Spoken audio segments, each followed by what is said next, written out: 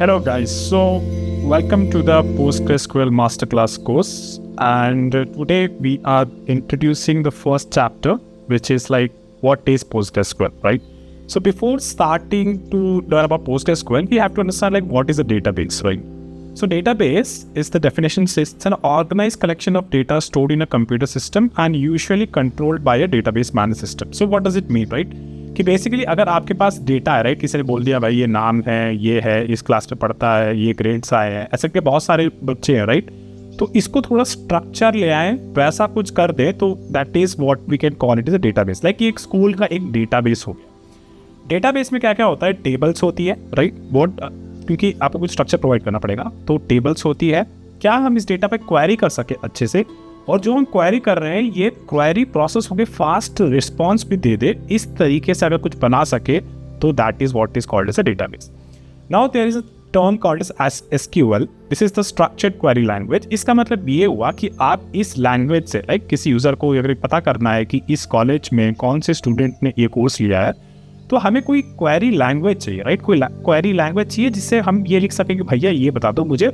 तो basically SQL is that language which we can use for data querying, और even अगर मेरे को कोई अपडेट करना है कि भाई ये स्टूडेंट ने एक नया कोर्स लिया है, तो वो भी हम उस क्वेरी लैंग्वेज से कर सकते हैं। आप बैंक या फिर रेलवे टिकट्स और IRCTC से बुक करते हैं, ये सब चीज़ों के एग्जाम्पल्स अगर आपको याद होगा तो, या फिर आपको पता होगा तो आप सोच सकते हो कि एक बैंक में अगर एक यूज़र है, कस्टमर, राइट, तो उसके बहुत सारे ट्रांजैक्शंस होते हैं, उसने लोन लिया है कि नहीं लिया, कौन सा लोन लिया है, कितने इंटरेस्ट पे लिया है। सो this data becomes very huge and we need some structure to kind of query this data.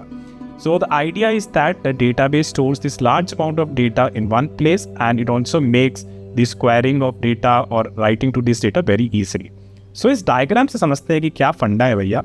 तो ये डेटाबेस है हमारा, ठीक है, ये DBMS है। DBMS बेसिकली एक डेटाबेस मैनेजमेंट सिस्टम होता है जो आपके डेटाबेस के ऊपर लगा रहता है, और हम DBMS को बोलते हैं कि भैया हमें थोड़ा डेटा चाहिए या ये डेटा राइट करना है, right. So this is the relation between DBMS and database, and SQL is the query language that communicates with DBMS and which further goes to database to read or write to database, और वहाँ से जब database से response आता है, DBMS उस SQL query पे return करता है, और जिस यूजर ने वो SQL क्वेरी रन की थी उसको वो डेटा दिखने लगता है, right. So this is what's.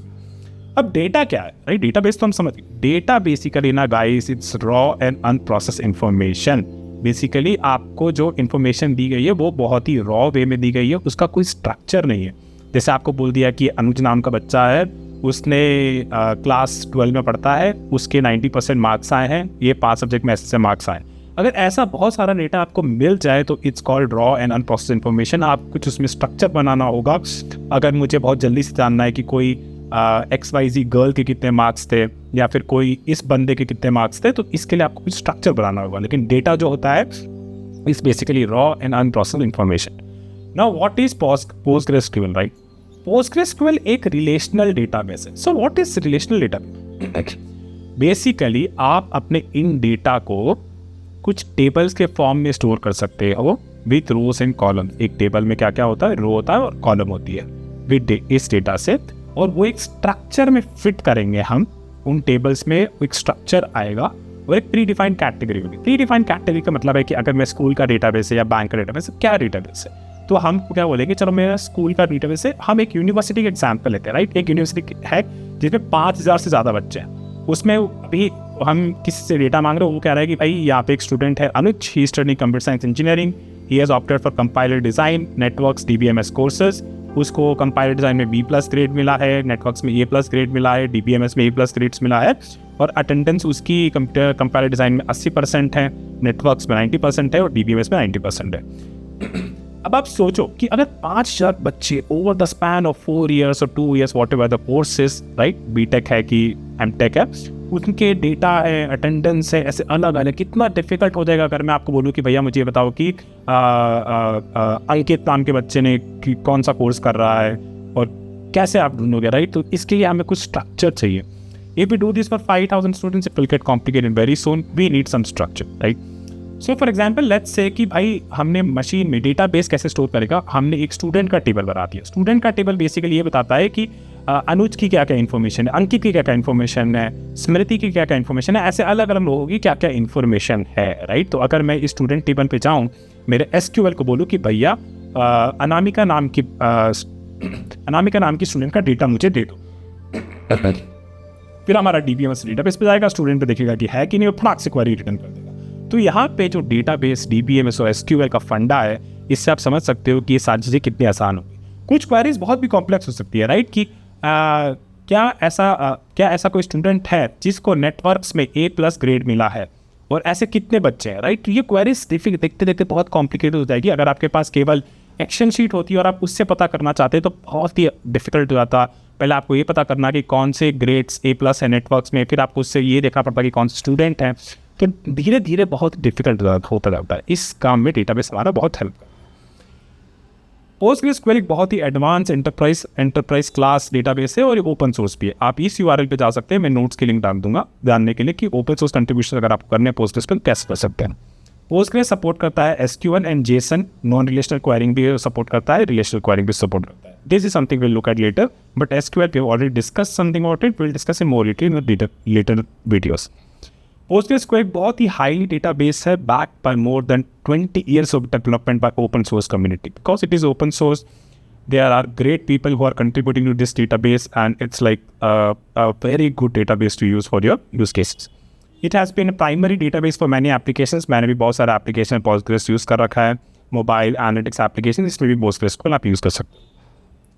Let's go to a little bit of history of PostgreSQL. It was started in 1986 at Berkeley Computer Science Department, University of California. Postgres ये इसका नाम था पहले।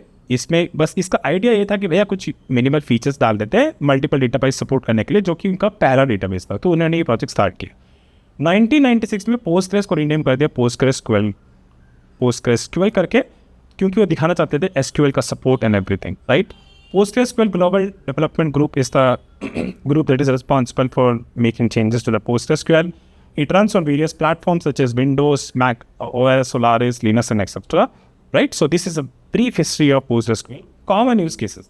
So basically कहाँ हम इसको यूज़ कर सकते हैं, राइट। तो अगर आपको लैब बैक एंड स्टैक का पता होगा, Linux, Apache, PostgreSQL, PHP, तो उसमें भी PostgreSQL बहुत ही आसानी से यूज़ कर सकते हैं। लैम्प आपने सुना होगा, लाइक MySQL वाला लैब अभी आजकल बहुत पॉपुलर चल रहा है।